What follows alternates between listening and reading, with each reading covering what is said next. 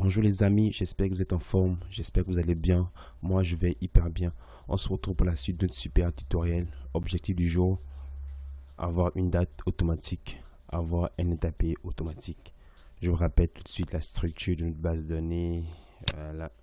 On a facture, on a facture, produit, on a produit.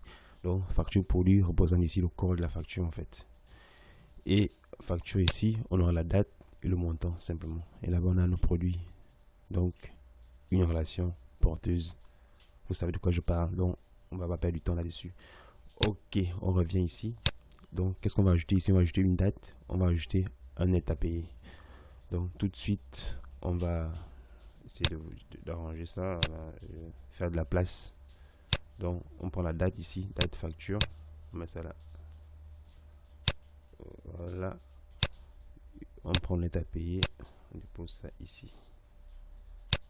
Voilà, c'est parfait. C'est seulement ce qu'il faut faire. Voilà.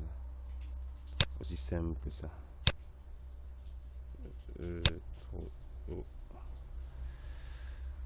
Voilà, c'est parfait. Donc, objectif du jour, date automatique, net à payer automatique. Mais comment est-ce qu'on va faire ça? Ça paraît compliqué là. On voit un peu la date là. La date d'une facture automatique. Personne ne doit saisir ça pour éviter les triches, pour éviter la tricherie en fait. Les tricheurs là, on vous connaît. Donc voilà. Vous allez inventer les dates, inventer les factures. C'est bien intéressant. Donc quand je mets par exemple ici 2, je mets 500. Vous voyez un peu. En réalité, je dois avoir ce montant ici. Vous voyez. Comme ça, j'ai ça devant moi. Le client peut par exemple désister, dire non. C'est trop élevé en fait, ce montant. Enlevez-moi 5 produits, enlevez-moi un produit, enlevez-moi 2 produits. Tu vois, vous voyez un peu. Les clients font ça tout le temps. Les clients font parfois certains délires. On ne comprend pas souvent.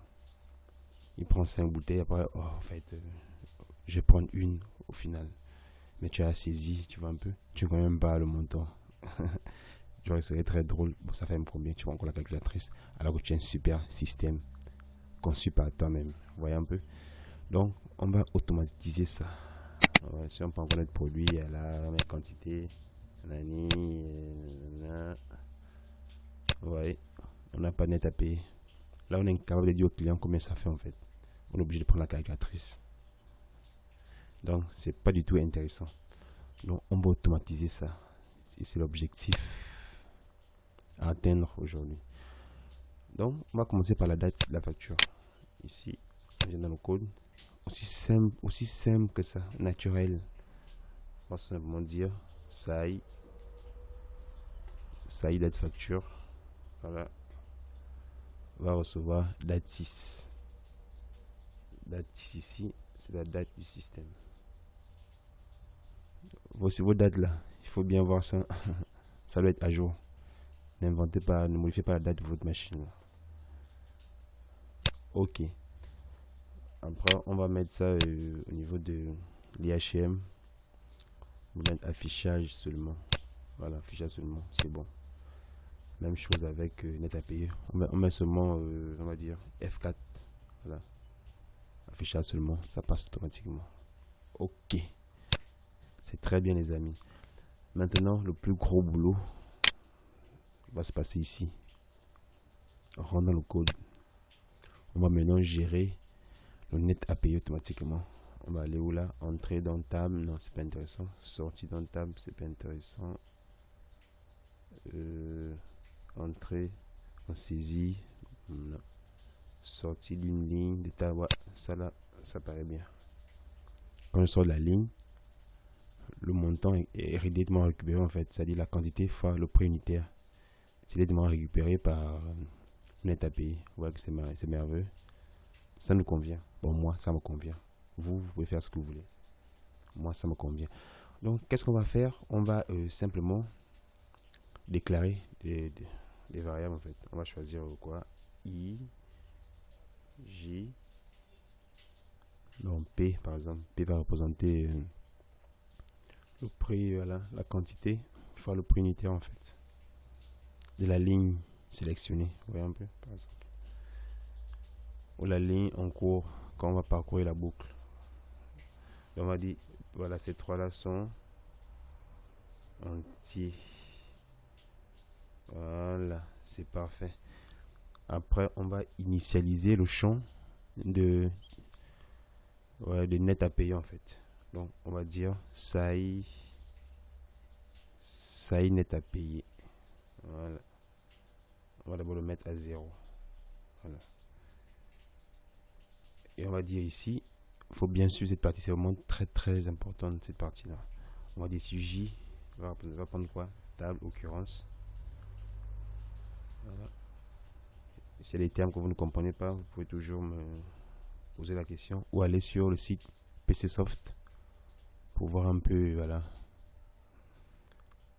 pour voir le reste là-bas, la documentation et tout ça. Donc, je vais représenter la table occurrence. On choisit le nom de la table ici. Voilà. C'est parfait. Donc, qu'est-ce qu'on va encore faire là? Et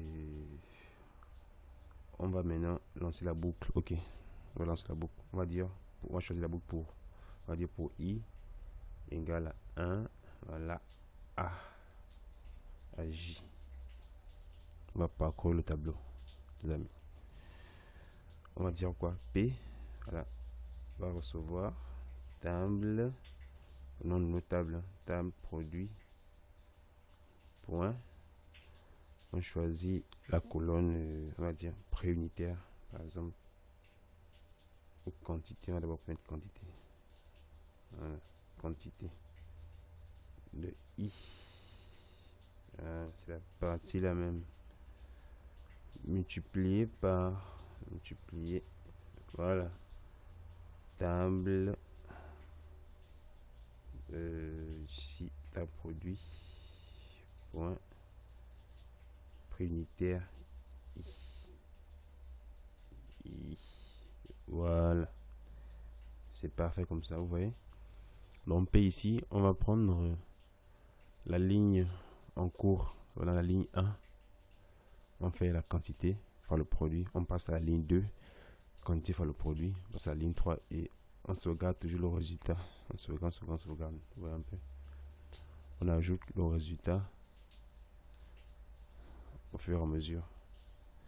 Et on a toutes les valeurs. On parcourt tout le tableau. Donc, quand on multiplie ça, la ligne et fois, quand on multiplie la quantité fois le produit de la ligne, SAI, voilà, SAI, on va dire SAI net à payer. On va prendre la valeur SAI net plus P, simplement. Je pense que là, tout est bon. À chaque fois, P va récupérer les quantités fois les prix unitaires. Et à chaque fois, SAI net à payer va sauvegarder ces valeurs-là, ces résultats.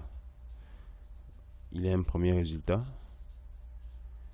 Le nouveau, on ajoute. Voilà, on ajoute à chaque fois. Voilà pourquoi vous voyez SAI net plus SAI net lui-même plus P. On a un ancien résultat, on ajoute un nouveau calcul en fait. On ajoute à chaque fois, un nouveau calcul. Et ça s'incrémente. Voilà. Vous avez compris en tout cas. Si vous n'avez pas compris, bah, vous pouvez m'écrire. Donc on teste tout ça. On choisit la date, vous voyez, c'est automatique, ça passe. Voilà.